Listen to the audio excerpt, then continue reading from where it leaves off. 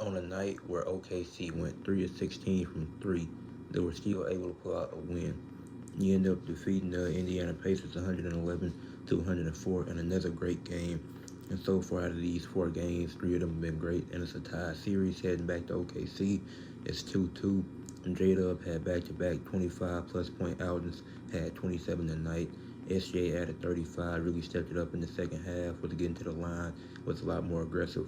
Caruso had another 20-point game off the bench, and he was great.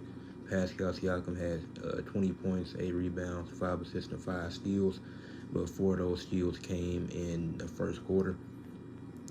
And then Benedict Mathurin, it really obviously came down to a game of runs because OKC had a 7-0 run to cut the lead to like 2 in the third quarter. Caruso hit a free throw to tie the game, tied it at 89 apiece. He went 1 and 2 at the line. Could have gave him the lead. But it really came down to Benedict Mathurin at the end. He essentially gave up 5 points because he had 2 fouls, 2 off-the-ball fouls when the bound was yet to be inbounded. So that led to Shai getting 2 free throws. Then he also missed 3 out of 4 free throws late in the game.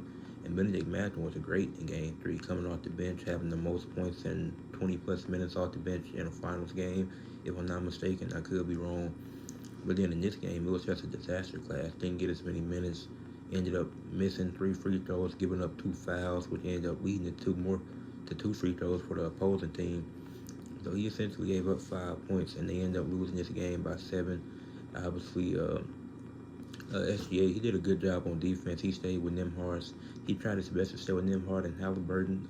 They did get to switch a few times, especially late. But the play where he blocked Halliburton, that was great. And you just had some good defensive possessions, and they were very disciplined near the end of that game in the fourth quarter.